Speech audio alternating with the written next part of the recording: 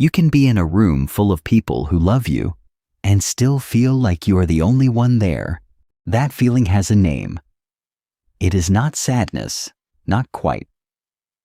It lives just below the surface like a hum, only you can hear and no one else will ever notice now. It is not about being alone, it is about not being known.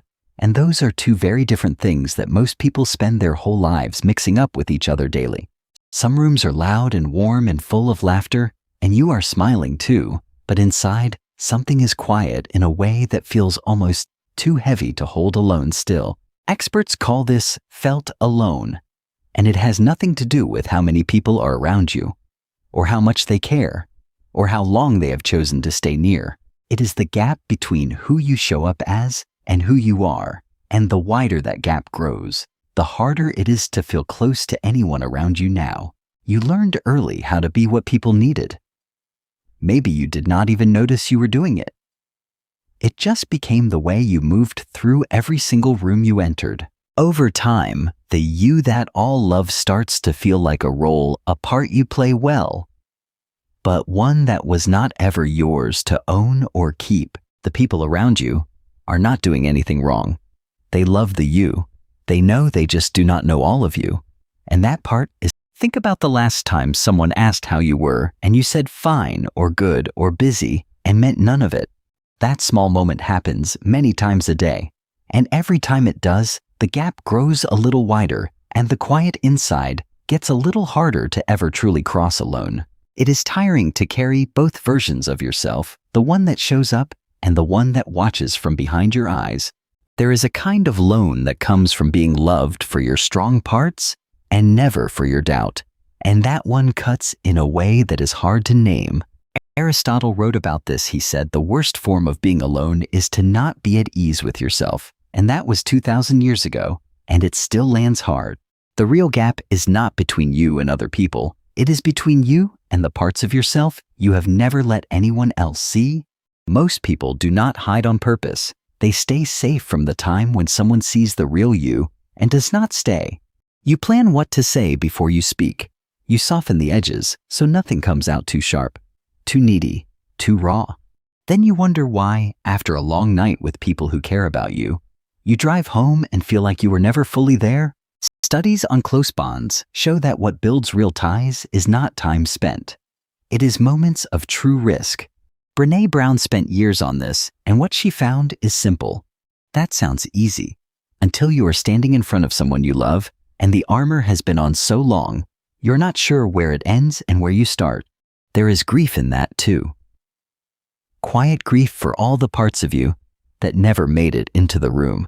You are not broken for feeling this. You are doing something very human.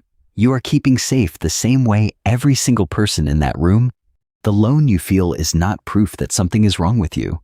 It is proof that you are a full person, and full people need more than just surface contact alone.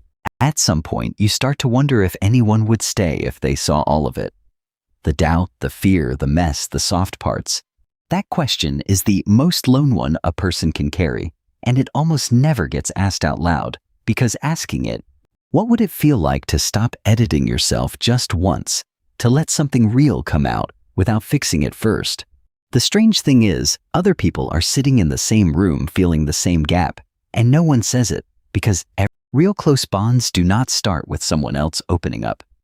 They start with you deciding that being seen is worth the risk, even when your whole body says it is not. Most shifts in closeness start not with a big talk, but with one small open moment. Alone inside, a full room is not a personal failure. It is a signal that something real in you is ready to be known and is tired of waiting any longer now. The version of you that stays quiet in those rooms deserves a voice too. Not a polished version, not a brave front. You do not have to share everything at once. You do not have to perform vulnerability. That is just a different kind of armor. You just have to mean what you say. Start with one true thing. One moment where you do not soften the edge or check if it lands right, and watch what happens. Not because it will always go perfectly, but because even one moment of being real, the people who love you are not loving a lie. They are loving the parts they have met, and there are parts There is something quietly bold about knowing you are worth knowing fully. Not just the easy parts, not just the version that holds it all together. Research in bond theory shows that real safety in close ties does not come from never being hurt. It comes from learning that you can be seen. That is what most of us are truly looking for, beneath the small talk and the busy, and the fine, not just company, but proof that we are okay to fully be easy. The loneliness eases, not when the room gets fuller, but when the distance between who you are and who you let people see gets a little smaller, even by just one step. You have likely had one moment like that where something real slipped through and the other person met it, and the room felt different after. That moment was not luck. It was real contact, the kind that does not need a crowd or a perfect setting. It just needs two people who are willing to show up. The older you get, the more you start to value those moments over everything else, over status, over comfort, over safety, because nothing fills the quiet. Some bonds will not survive you becoming more real. And that is not a loss, it is a filter, and what passes through, the people who stay when you stop performing are the ones worth keeping, and there are more of them than the part of you that learned to hide. Ever let you believe, loneliness is not the opposite of love. It can live right inside of love, and when it does, it is asking you to go deeper, not away. You are not too much. You are not too broken. The quiet that lives in full rooms is not fixed. It shifts when you shift. It does not ask you to be bold. Every person you have ever felt truly close to, you felt close to, because of a moment where one of you dropped the act. That is all closeness is, two people choosing the same moment to stop the act. And in that moment, you are already in the right room. You are already with people who care. The missing piece is not more people or more time. The missing piece, so the next time the quiet hum starts, the next time you are smiling in a full room, but feeling that familiar distance, not a big talk, not a breakdown. Just one honest line that closes the gap a little, because that is how the loneliness shifts, not all at once.